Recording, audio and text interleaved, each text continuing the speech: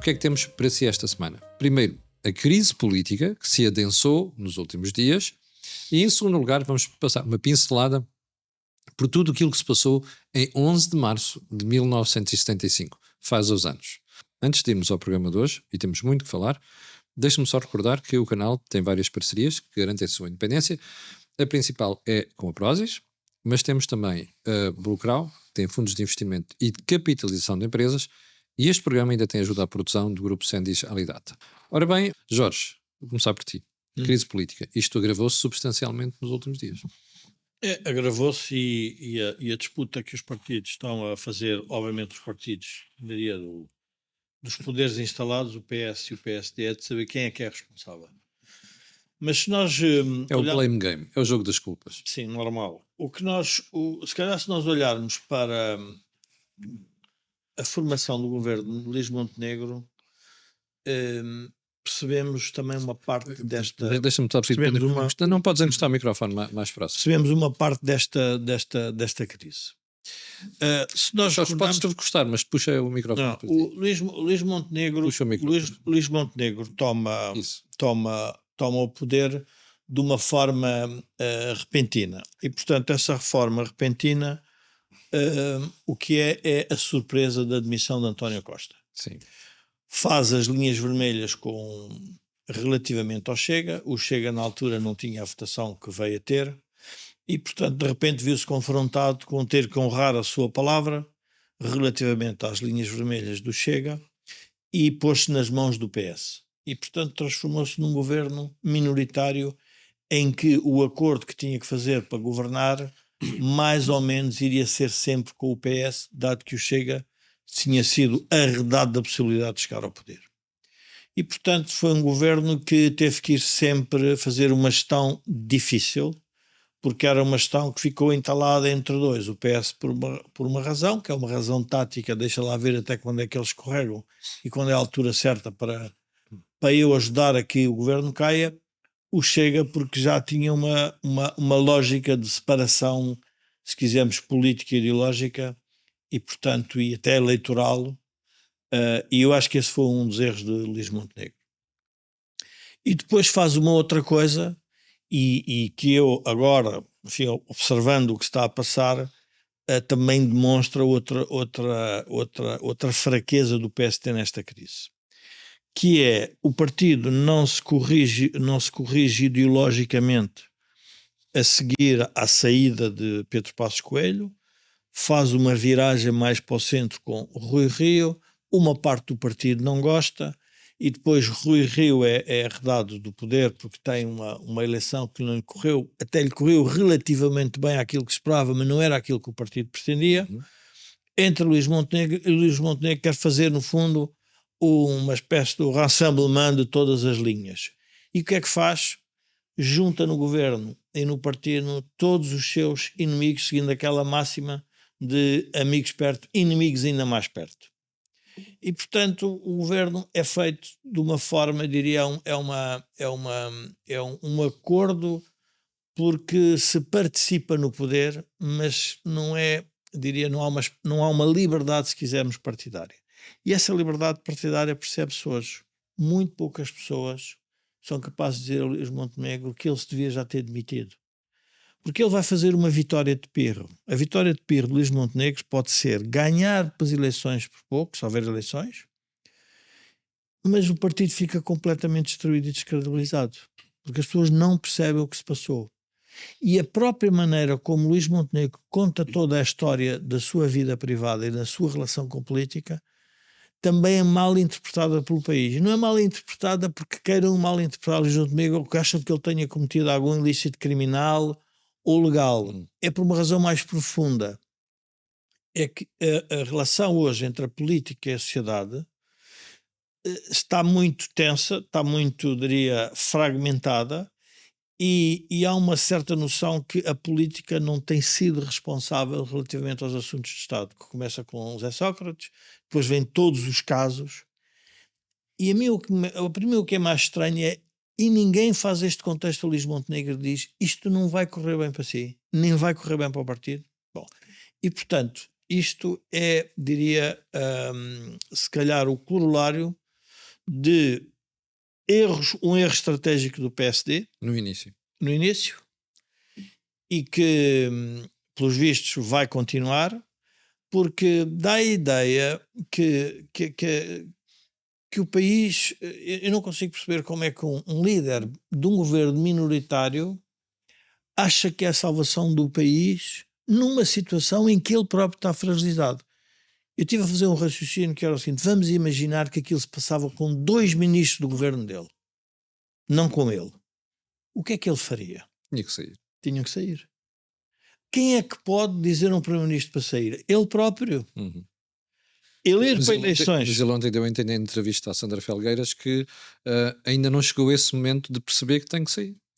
Mas está sempre atrás do prejuízo. Ou seja, ontem anunciou que afinal tinha feito uma mais-valia com as ações de um banco. Devia ter anunciado aquilo mais cedo. Ontem anunciou Quer dizer, como se já se anda tivesse sempre, enrolado. vou sair, posso vir a sair. Quer dizer, tudo isto é um bocado, torna-se caricato. E depois o espetáculo indecoroso que todos os partidos fizeram também no debate, também demonstra que o sistema político tem que repensar-se um pouco como é que vai ganhar uma nova credibilidade junto ao eleitorado. E portanto, está aqui esta crise política é uma crise política e acho que é uma crise muito profunda. Quem diz isto também é um ex-candidato e, portanto, adversário de Luís Montenegro, e, portanto, nós não lhe podemos dar a credibilidade total porque ele tem ali umas contas a estar com Luís Montenegro, mas ele tem razão na prática, ou seja, a perda é muito maior do que se espera. E depois temos que fazer uma pergunta muito simples, que é: mas um governo para ser reformista tem que reformar com quem? Ou em maioria absoluta, ou com uma coligação sólida. Não estou a ver o PSD propor às pessoas uma maioria absoluta. Não estou, quer dizer, é preciso não ter tupete nenhum para dizer isso, porque as maiorias absolutas do passado deram todas mau resultado. E vir dizer que a reforma do país pode vir a ser feita com o Partido Socialista, que é o partido que está no governo há 20 e tal anos, em 28, E não reforma nada. e não reforma nada. Portanto, estamos aqui num caminho muito estreito. Como dizia o nosso amigo Joaquim Aguiar, andamos à volta da rotunda e não sabemos por onde é que devemos sair. Andamos à volta da rotunda. Não. Podia ter havido um polícia sinaleiro que ajudava a explicar para onde é que o trânsito deve ir. Mas esse polícia sinaleiro está Que era descredibilizado. o professor Marcelo, o Está Presidente da República, podia dizer: vocês vão um bocadinho para a direita, ou vão um bocadinho mais para a esquerda, ou vão um bocadinho mais para o centro, mas saiam da rotunda. Ora, as pessoas, e quando dizem que o sistema político, quando dizem, mas o sistema político não quer as pessoas não querem eleições.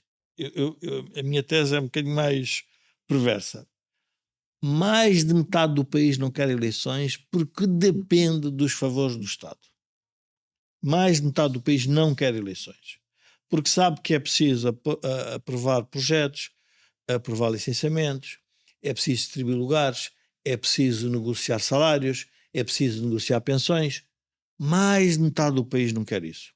Okay. Mas a outra metade não quer saber disso para nada. Vamos para eleições a ver se isto muda. Já volto a ti. Jaime, como é que está a ver a crise política? Estou a ver um bocadinho de longe, porque eu não sei ontem aliás, o que é que não vi nenhuma entrevista, nem coisa nenhuma. Estive a ver um filme ótimo com o Clint Eastwood, que era sargento de fuzileiros, e estou a ver. Não, vamos lá ver. A crise, olhando, quer dizer, é um bocadinho um reflexo de uma crise europeia.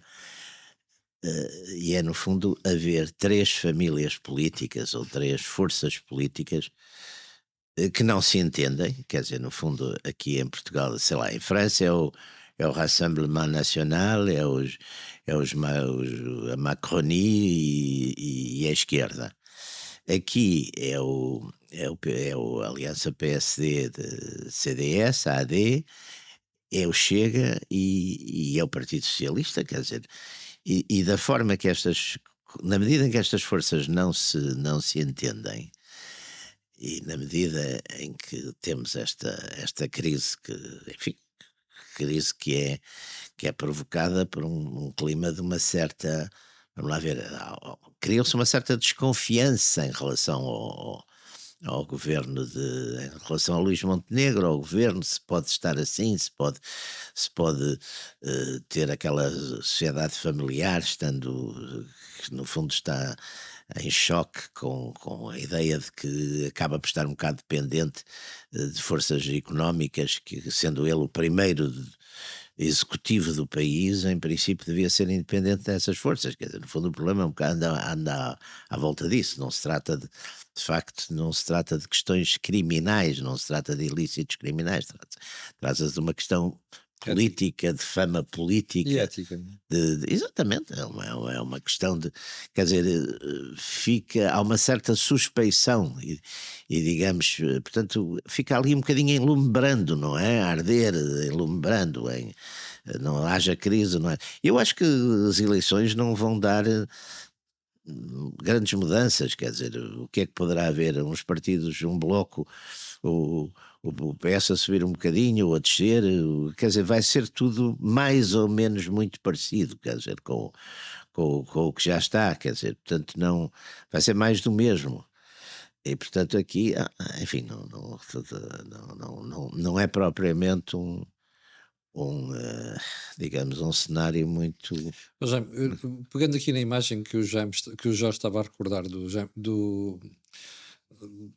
Joaquim Aguiar, dei uma branca, não acha estranho que nós não tenhamos neste momento um presidente capaz de ser assim na lei? Não, aliás, eu estava-me a lembrar, por causa desta história das rotundas, estava-me a lembrar que uma das coisas destes autarcas em algumas cidades de província fizeram muitas rotundas, mas são todas iguais, quer dizer, não, portanto, sim, não temos nada, quer dizer, eu sou, enfim, eu sou estávamos a falar por causa há bocadinho do 11 de março. Eu sou de um país, eu vivi ainda em Portugal quando Portugal era um país importante, quer dizer, não interessa, não era, sim, com certeza que não era uma democracia, mas era um país importante, aliás, até se media pelos embaixadores que mandavam para cá, era curioso, porque era um posto importante ser embaixador em Portugal. Era um país importante, era um país que contava, era um país que podia ter problemas gravíssimos lá nas Nações Unidas, mas quer dizer, e hoje acho tudo isto assim uma espécie de aldeia, quer dizer, aldeia em que toda a gente se conhece e toda a gente, o mundo da política portuguesa é nesse aspecto, enfim, talvez seja a decadência, mas podia ser um bocadinho melhor, quer dizer, escusava de ser tão mau, quer dizer, escusava de ser tão banal. Mas porquê é que acha que o Presidente da República se tornou irrelevante nesta crise? Não sei porque não fala, porque não diz, porque não intervém, porque não sei o que é que se passa, quer dizer, não sei, talvez porque já falou demais, agora fala de menos, não sei, quer dizer, acho que temos de facto uma crise profunda das instituições, uma crise profunda da política, mas não vejo, assim, olhando à volta, não vejo, de facto não vejo remédios, quer dizer, também estamos de certo modo é um ciclo, meio século é um ciclo de política. O anterior regime durou, vá lá, 48 anos, portanto este também está agora não vejo, quer dizer, não vejo substituições de regime, não vejo propriamente, e Deus nos livre, uma ditadura, agora também com os militar também não vejo que apareça, ou que seja solução, quer dizer, viável ou aceitável por alguém, cai fora, quer dizer, portanto, não sei, quer dizer, a renovação tem que vir, porque também, vamos lá ver, Portugal, melhor ou pior, tem uma vantagem, é que as coisas que mais vão afligir os povos nos próximos anos vão ser problemas de identidade, vão ser problemas de identidade nacional, e nós nesse aspecto, por exemplo, ao contrário aqui dos nossos vizinhos, nós temos, enfim, ainda não, o regime ainda não conseguiu destruir, apesar de tentativas de regionalismos, tentativas, umas sondagens que aparecem de vez em quando a dizer que mais de metade dos portugueses queriam ser espanhóis, que eu nunca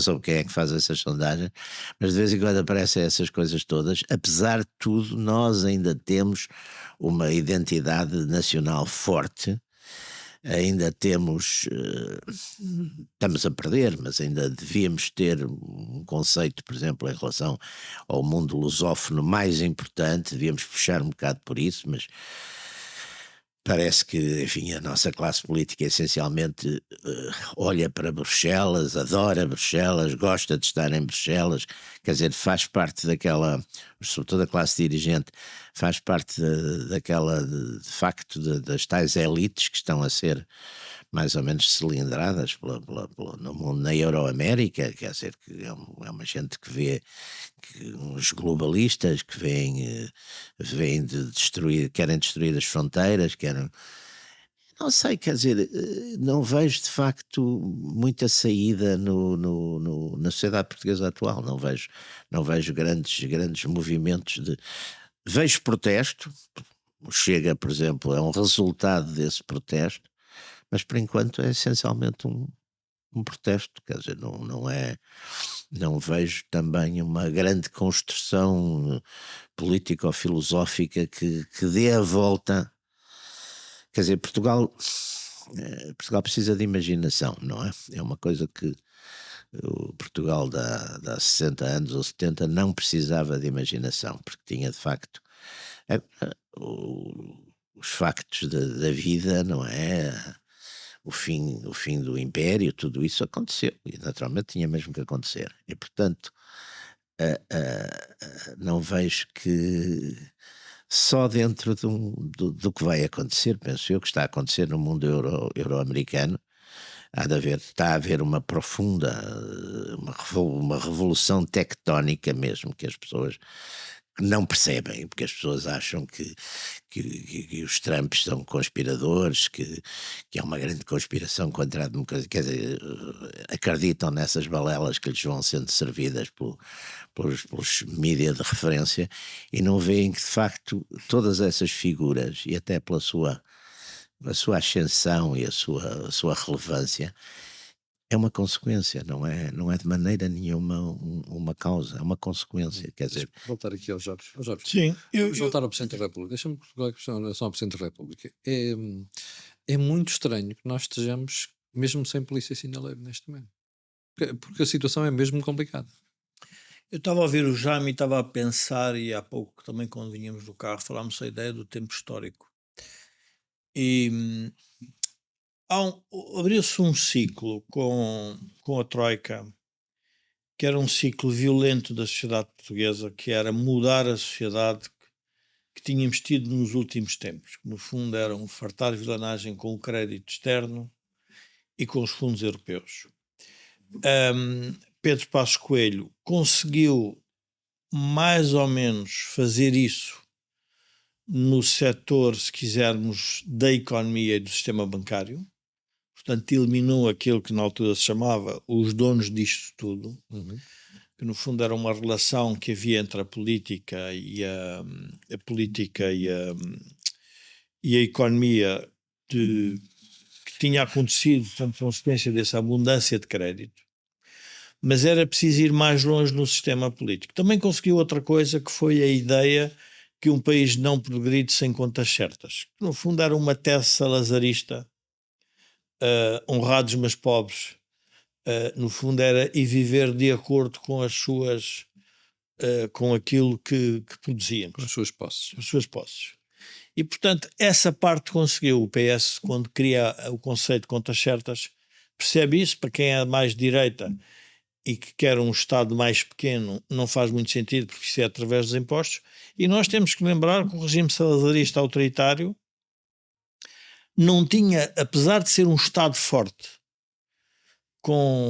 e um Estado forte por diversas ordens de razão, porque obviamente estava a suportar um império e também tinha a sua luta política da época, era um Estado pequeno. A despesa pública no tempo de Salazar seria para a ordem de 25% a 30%. Uhum. Portanto, não inundava os portugueses de impostos e os portugueses viviam de acordo com as suas possibilidades.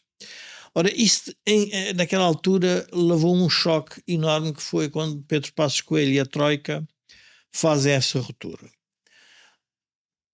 Quando nós olhamos para os atores e o professor Marcelo faz parte da construção da democracia em Portugal e deste regime. Ele próprio não tem... Vamos lá ver, eu acho que o Jaime falava há pouco criatividade e imaginação. Ele já não tem nem a energia, nem a criatividade e imaginação para ajudar os atores a mudar. Até porque os atores da mudança, o caso, por exemplo, do Chega, deve-lhe criar arrepios. Acham-nos bárbaros, acham-nos incivilizados. E, portanto, é um ator que está tolhido pela sua própria história dentro do sistema. E, portanto, dificilmente uma pessoa com esse seu background consegue fazer isso. E temos que lembrar de uma outra coisa, Camilo. Por isso é que esta crise, costuma-se dizer, nunca se deve desperdiçar uma crise. É uma grande oportunidade. Quando Luís Montenegro ontem diz que pode-se candidatar, ainda sendo arguido, nós chegamos ao cúmulo de ter um presidente do Conselho Europeu com o sistema judicial português, em que não se sabe bem qual é o papel dele, ainda num processo, e um primeiro-ministro nas mesmas circunstâncias. Os dois recusaram fazer a reforma da justiça. Mas, Jorge, deixa-me fazer uma pergunta aí.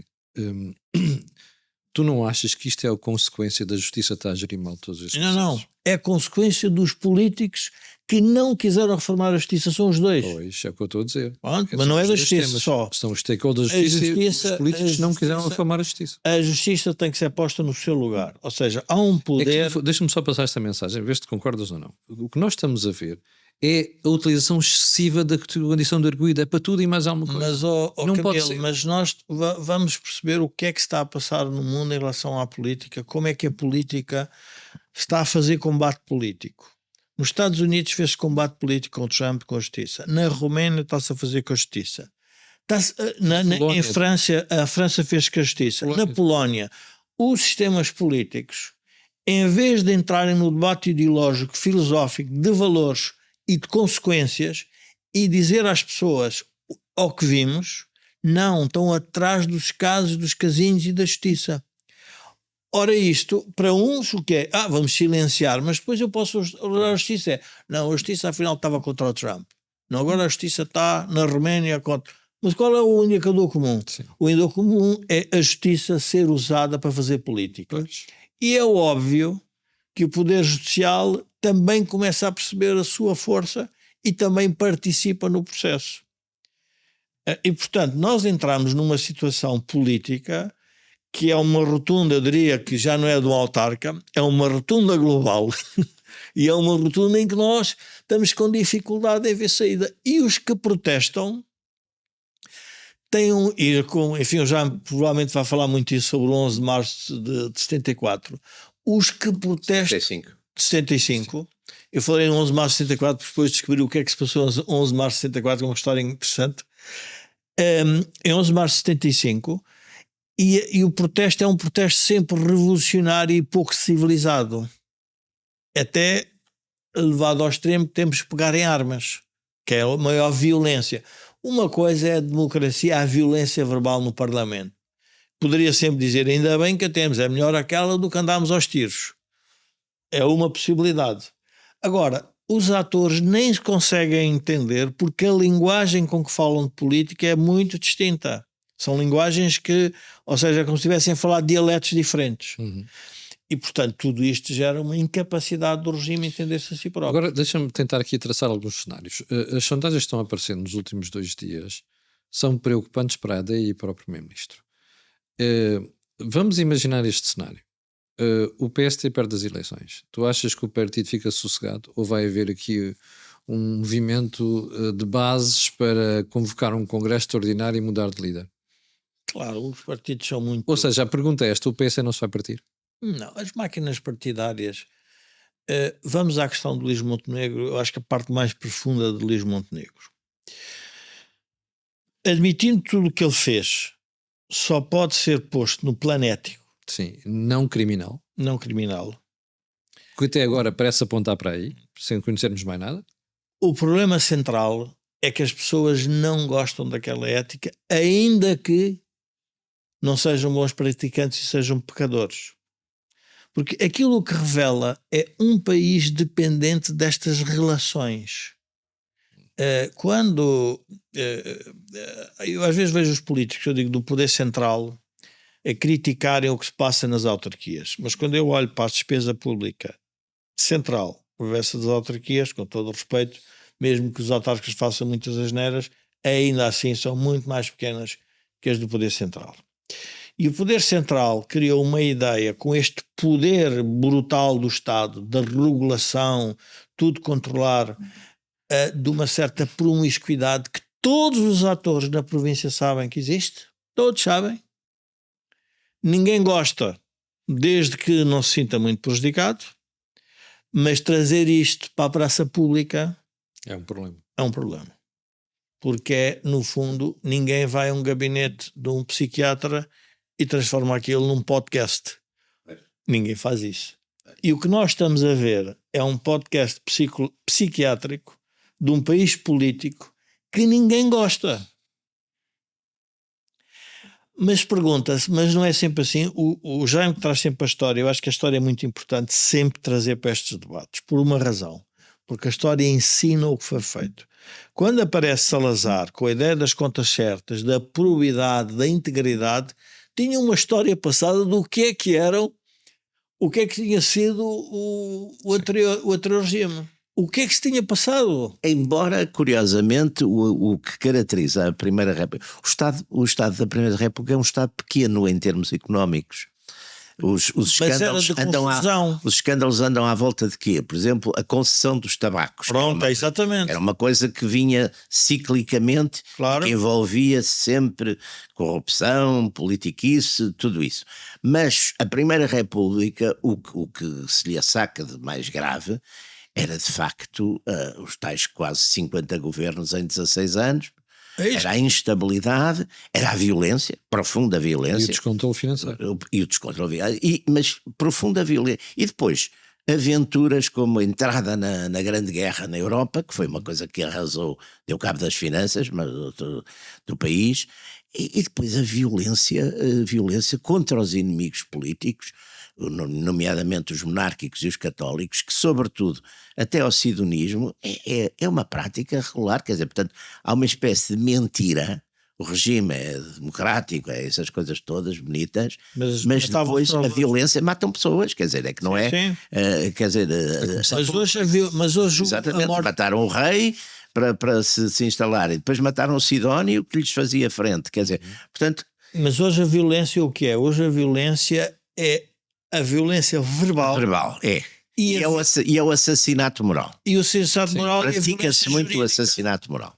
O tempo é uma violência jurídica, as pessoas não percebem. Quando a gente diz, porque o tempo é uma violência brutal em relação à pessoa. A pessoa não pode passar uma vida inteira pendente de uma decisão do tribunal.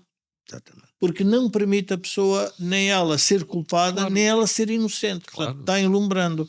E os regimes democráticos estão aí por aí porque não há forma de se fazer a violência física, se quisermos, a violência dos grupos armados, as violências terroristas. Hoje há um terrorismo mediático que é impossível. A política participa nisso. Um exemplo concreto, se calhar, para esta crise.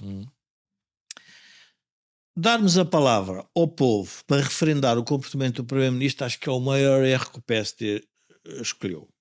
Porque se o PSD tem decidido demitir o Primeiro-Ministro, demitir ou aconselhá-lo a demitir. Mas isso não ia fazer, Jorge. Certo, mas não ia fazer e todos as eleições vão servir para a tentativa de legitimar o Primeiro-Ministro. Pronto. Mas estou a ver a oposição o que é que está a querer fazer, porque esta ideia que o Jaime estava a dizer, na história, a história que é a constante queda de governos. Aliás, vamos lembrar que no caso da Revolução até 74 foram dois presidentes e 6 governos provisórios, até 75. 6 governos provisórios em um ano e pouco, não é? Portanto, nós o que estamos a acontecer é vamos criar governos provisórios. O regime está a criar um governo provisório. Qual é o próximo? E o próximo já vai levar com uma comissão de inquérito, independentemente do resultado que o Não PSD vai. tiver. Não vai. Mas, Camilo, mas é essa falta de bom senso institucional Sim. que está a gerar este problema. O Partido Socialista, se ganhar as eleições, o Partido Socialista o que é que está a fazer? Bom, se ganhar as eleições, se calhar até pensa que não é um assunto relevante. Mas se perder as eleições, vai continuar com a questão da comissão de inquérito, para continuar a achicalhar o adversário político. Se ganhar as eleições, pode também continuar a fazer, mas se calhar o segredo é dizer, epá, Mas já perdeu a legitimidade. há eleições, Claro. acabou-se, Limpou. este assunto acabou. Não querem fazer. Porquê? Porque querem entrar nesta violência permanente Sim. de adversários políticos a todo o custo. Mas E utilizam todos os instrumentos. E, portanto, nós estamos numa situação estranha e depois vem sempre a pergunta, mas quem é que pode corrigir um sistema com esta dimensão? O sistema não, uma dimensão gravosa no sistema. Ou era o Presidente da República, ou era um levantamento popular, ou são as forças exteriores, que por força das circunstâncias, nós de repente começamos todos a alinhar. E portanto vai haver, porque nós não tendo, alguém dizia que temos já a disciplina orçamental do exterior, mas não temos disciplina no sistema político. Para onde é que as pessoas estão a ir nas eleições presidenciais? Estão a ir para um disciplinador, que aparece uma figura de um almirante. Gouveia e Melo. Que não sei se é bom, mas as pessoas estão a dar já um sinal ao sistema político, vocês disciplinem-se. E esta disciplina, depois vejo pessoas eu diria desta entourage do poder instalado, que aliás dou muito bem com várias, e depois dizem, mas a culpa toda isto é do Chega. E eu disse, mas espera lá uma coisa, mas o Chega não existia há 28 anos. Portanto, nós chegámos aqui, não foi por causa do Chega, nós chegámos aqui. E depois há coisas que nós devíamos pensar, porque é que um partido novo se lembra de se chamar Chega? Qual é a origem da palavra? Podia se chamar Basta. Podia chamar Basta, Pois, podia chamar Suficiente, um partido suficiente. namora. Mas um partido suficiente não faz sentido, então Chega do quê? Chega Dos últimos 30 anos. dos 30 anos. E portanto, há avisos à navegação que o sistema político tem que absorver. Mas não estão a perceber. Não consegue. Mas eu volto a fazer outra pergunta. Não consegue. Se isto correr mal para o PST pode-se fraturar? Ou pode iniciar a escolha do novo líder? Eu julgo que os partidos são muito egoístas, são máquinas de conquista de poder e depois de acesso. Eu vou dar um exemplo em concreto, não vou mencionar a pessoa. Mas o problema, Jorge, sim, diz. Eu não gosto de ir atrás não gosto para evitar os assassinatos de caráter desse tipo. Mas vi um dirigente do Partido Socialista que andou a lutar para que não houvesse eleições.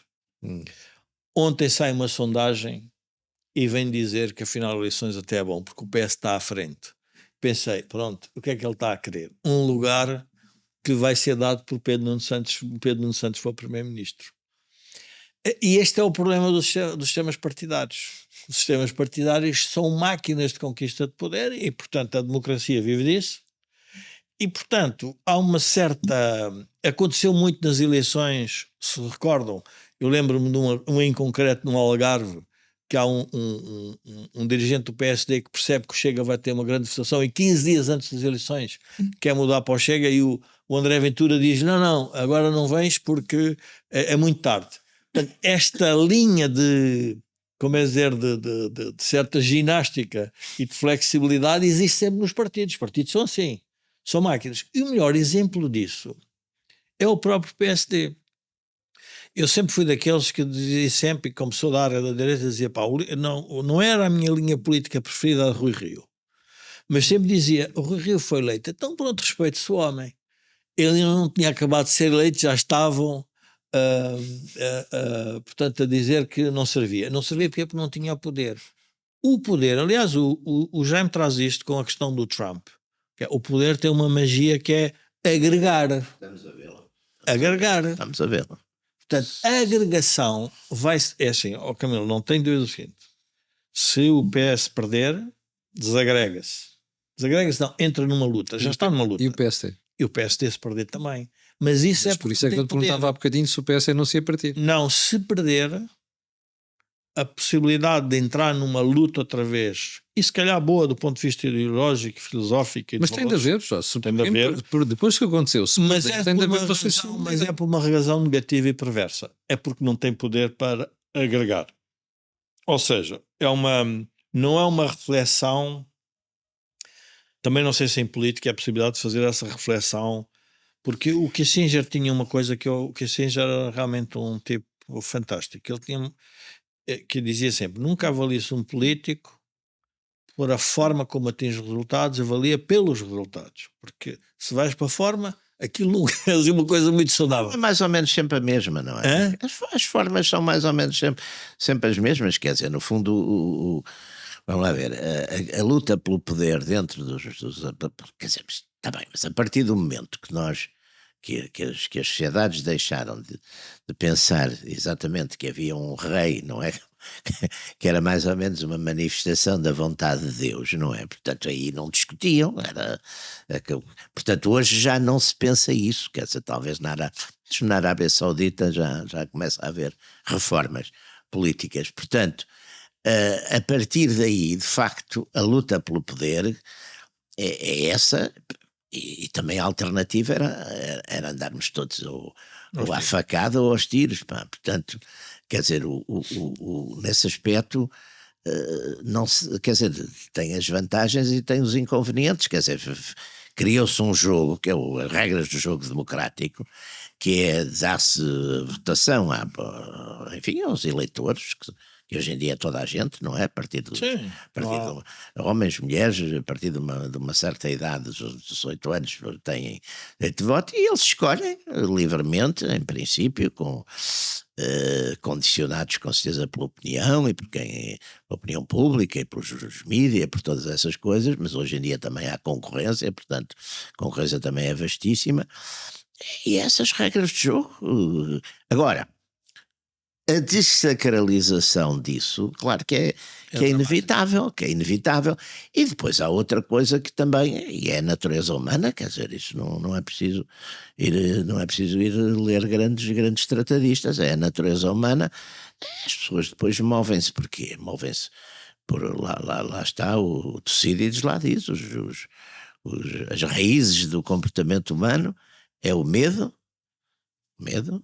é a ambição no sentido de glória, e é a procura do lucro, quer dizer, são normalmente, e isso tanto faz que sejam ricos como pobres, como os políticos, quer dizer, depois há uma coisa nas nossas sociedades extraordinária, que é a quantidade de artigos ditos de fundo e de pensamento que repetem esta grande banalidade, que é de constatar estas coisas todas e dizer, não devia ser assim, porque deviam ser voltados para os grandes princípios.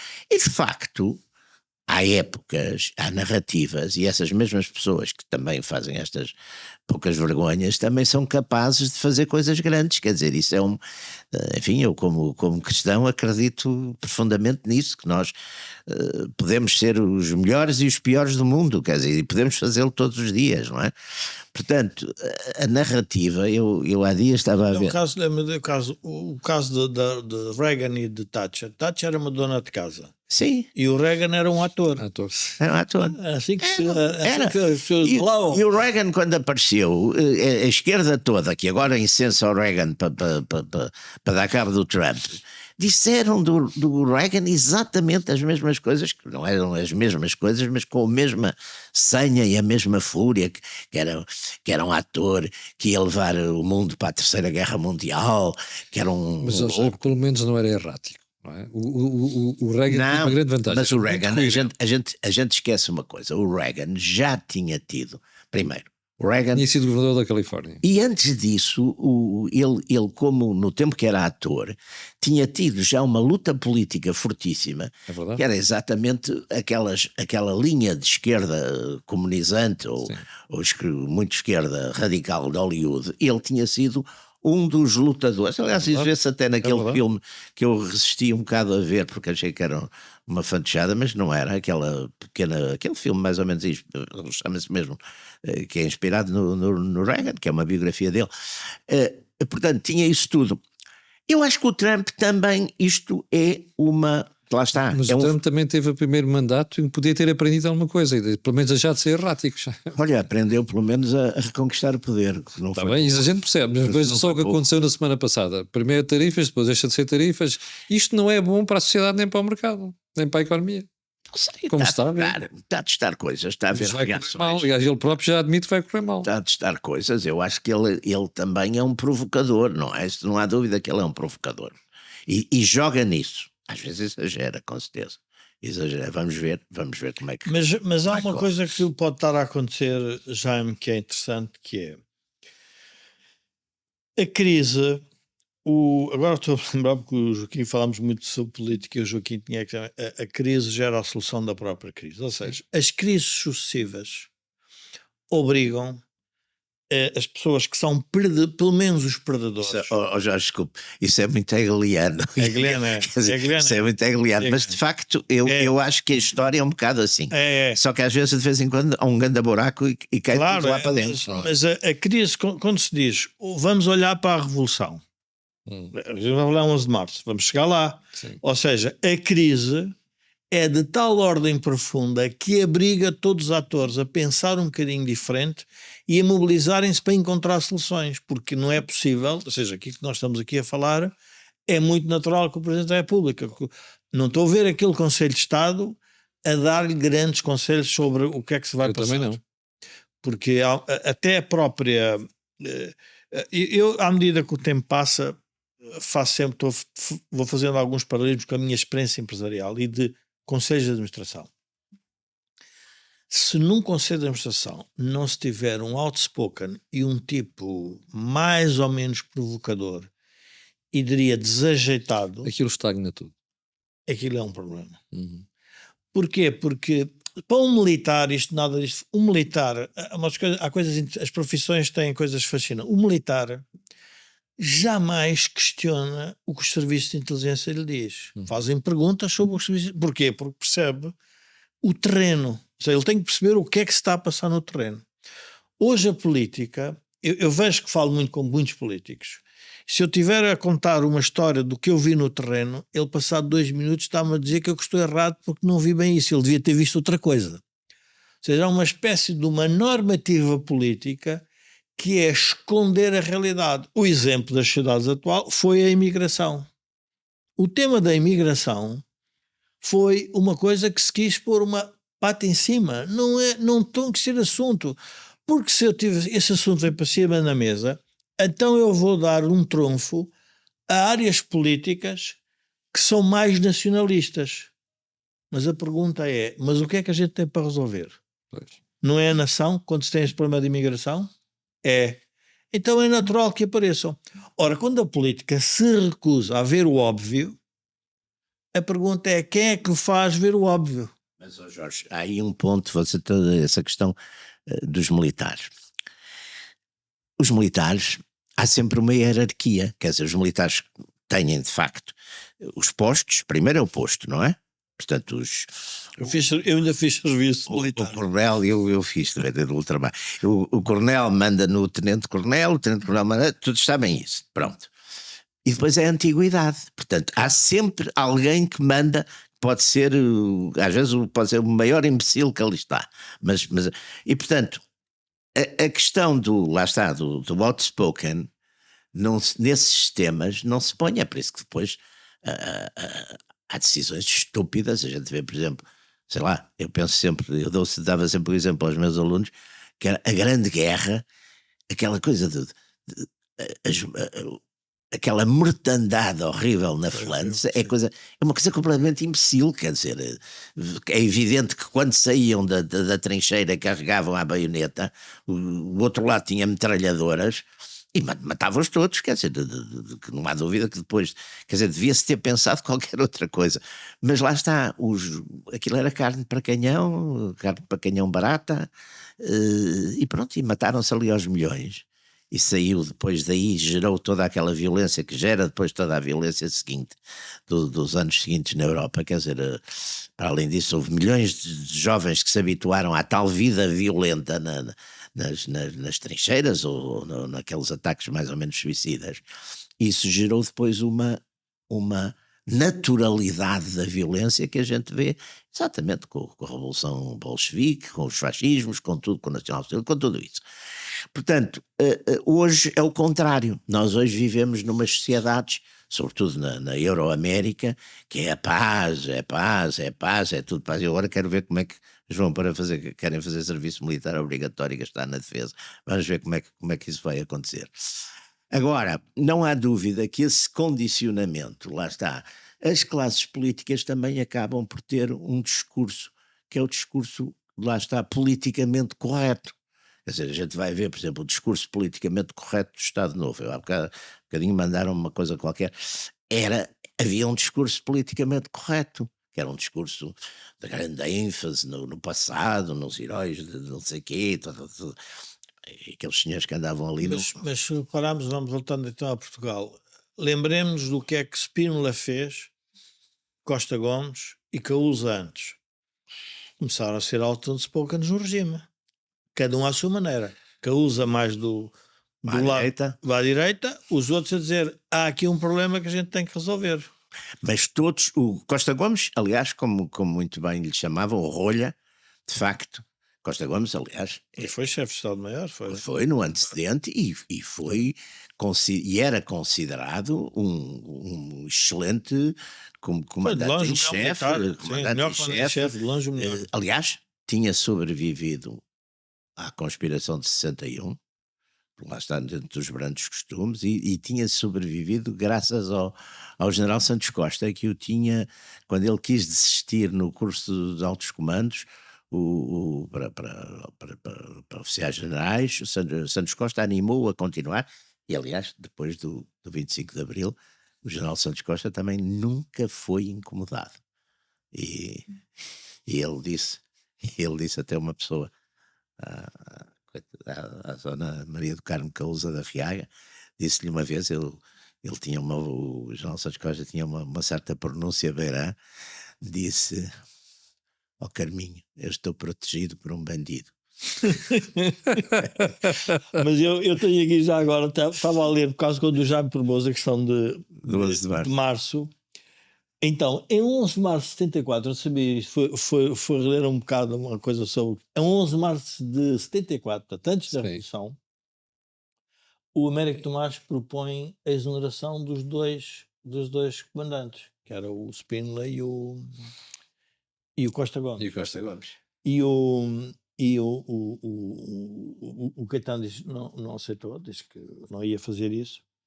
E depois diz um para o outro: não é tarde demais para qualquer um de nós abandonar o cargo, temos de levar isto até ao fim. Até ao fim foi. Ou seja, eu estava-me a lembrar o que são estas coisas. Ou seja, toda a gente está a ver um fim. Ora bem. Numa crise. Estava ali à frente, já tinham percebido o que ia acontecer. Não sabemos o que é que vem a seguir. E o trunfo era capitães. Desde eu lembro-me, eu dava muito bem com o jornal Causa da Riaga, que aliás era um homem muito inteligente. E ele dizia-me, eu conversei muito com ele nessa altura, ele estava, se não estou em erro, na Junta de Energia, era presidente da Junta de Energia Nuclear, que era ali na rua, ali em Dom Pedro V, na rua Dom Pedro V, ali. E às vezes ia lá conversar com ele. E ele dizia-me, sabe, Jaime, mas o Presidente da República tem um plano. Eu dizia, mas tem um plano, mas o tempo... Aliás, havia um livro, uma coisa até do professor Adriano Meira, que era O Tempo dos Outros. Os outros também têm tempo. Pois tem. E a gente tinha percebido, nós tínhamos amigos que estavam até porque o movimento dos capitães, no princípio, era uma coisa ideologicamente que abrangia, havia de tudo, pá, havia lá gente da direita, gente da esquerda, havia de tudo. E falávamos com alguns que andavam lá, e tinha-se percebido perfeitamente que pronto, que já não era, o trunfo já não era, quer dizer, general. E depois houve, de facto, o Dr. Marcelo Caetano teve aquela política, como tinha medo de um movimento de generais, foi a tentativa de dividir, e conseguiu dividir as Forças Armadas entre os partidários, lá está, do general Caúza da Riaga e os spinolistas. Mas foi? E há uma história fabulosa, petite histoire, mas que o general Silvino Silveira Marques era um homem notável e era amigo dos dois, quis juntá-los num jantar em casa dele. A juntar quem? Já me desculpe. Juntar o general Caúza da Riaga e o general Spínola num jantar em casa dele, porque era amigo dos dois. Sim. Depois esse jantar não houve, porque a criada do general se despediu, foi-se embora. E eu, quando o general Silvino Silveira Marques, muitos anos depois, me contou essa história, eu apanhei uma fúria e só o general, não me conta, porque é que o general podia-me ter dito que eu arranjava-lhe uma criada, arranjava-se qualquer coisa, não me diga agora que toda esta desgraça aconteceu por causa da sua... O que é que teria acontecido, ou qual é que teria sido a utilidade de uma conversa? Eu acho que se eles se tivessem junto, eles tinham conseguido aquilo que depois aconteceu. Tinham conseguido, quer dizer, porque quando há uma revolução de capitães é porque os generais já não mandam nada.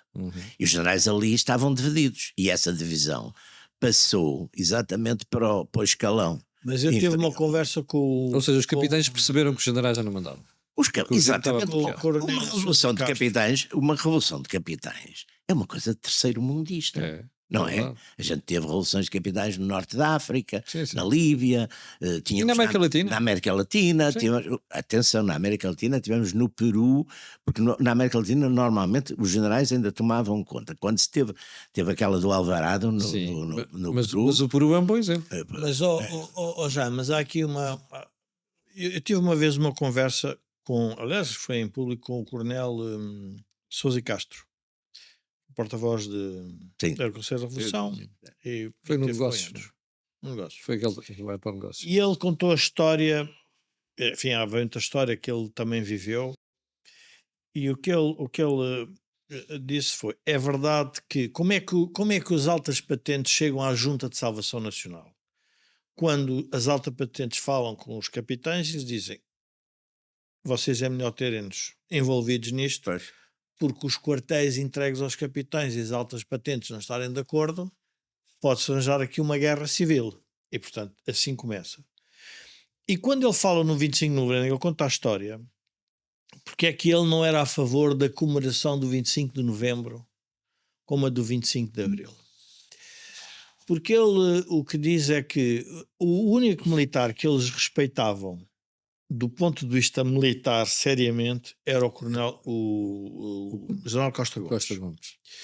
E o Costa Gomes foi o único que lhes garantiu que havia eleições. No fundo havia um certo romantismo dos capitães de Abril, houve uma coisa muito básica, mesquinha até, que era os salários dos capitães e a revolução, a inflação, é preciso não ver. Era bem os salários, era a questão das promoções. Das promoções porque e da aquele novo que é o quadro especial de oficiais, que era para resolver o problema na guerra da África, porque de facto, a falta de as armas combatentes estavam praticamente a não ter admissão quer dizer, ninguém ia para o não, tinha aquilo, é incrível, é uma coisa. Eles tiveram 155 candidaturas para o quadro, para a Academia Militar, quando tinham 590. Pois. Em média. Enquanto a ideia do QEO era pegar no pessoal que tinha feito a guerra como milicianos e fazer-lhes uma espécie de curso abreviado na Academia Militar, porque fazia todo sentido, quer dizer, eram pessoas que voluntariavam, porque no fundo gostavam, tinham feito o seu serviço militar, gostavam daquilo, porque há quem goste da guerra. Não, eram soldados profissionais. Tinham experiência, era exatamente, que aliás este tipo de guerras, eu hoje reconheço que fazer guerras deste tipo, chamado guerra colonial ou guerras à distância, o Kennan tem imensa coisa sobre isso, com o exército conscritos, é uma estupidez. Acaba normalmente mal, acaba mal, porque lá está. Os americanos perceberam isso. Os americanos perceberam, quer dizer, o profissional, lá está, por exemplo, quando o exército conscritos, quando se ouve falar, por exemplo, na paz, isso está a acontecer agora, por exemplo, na Rússia e Ucrânia, só começa. E ele diz, eu não quero ser o último a morrer nesta guerra. Se que o soldado profissional morre, é aquilo. Pronto, agora é o meu trabalho, é o meu trabalho, eu estou... sim, e gosto disto, estou habituado a isto, é a minha vida, pá, pronto. É a profissão dele. É a pressão dele, que, portanto, e hoje em dia, nas sociedades, enfim, mais materialistas que nós temos, é mais normal um tipo morrer no trabalho do que morrer pela pátria. Não, mas Ou no acidente. ou é no assim, acidente. pá, é assim, Mas morreu eu num gostava acidente de Só trabalho. terminar a questão do raciocínio Sim, do Sousa Castro. este tema que é interessante, que era, ele diz que quando faz o movimento spinolista, que era o chamado golpe de direita, Sim. que o Jaime conheceu bem por dentro e que teve provavelmente muitas ligações, há uma reação contrária, que é a de Vasconcelos e daquela tropa Está a toda falar do 11 de março. do 11 de março, e que é reposta depois em novembro. Portanto, o regime, e isto é porque é que é importante este período tão curto, porque o regime muda mesmo num período Jorge, curto. mas há aí uma coisa muito importante que raramente se fala nela. Depois de toda aquela 28 de setembro, toda aquela burla do 28 de setembro, como lhe chamava Sim, o António burla. Maria Pereira, toda aquela coisa foi uma maneira de liquidar uma série de forças da direita que estavam a aparecer em democracia, normalmente. Passa-se nos Conselhos das Armas, nas eleições dos Conselhos das Armas, no princípio de 75, a tendência é para a direita. Quer dizer, começam a ser os tais oficiais spinolistas. Sim, não, claro. Ora bem, e essa deriva para a direita assusta muito aquele núcleo duro esquerdista, não é? Sim, Os sim. comunistas e os outros.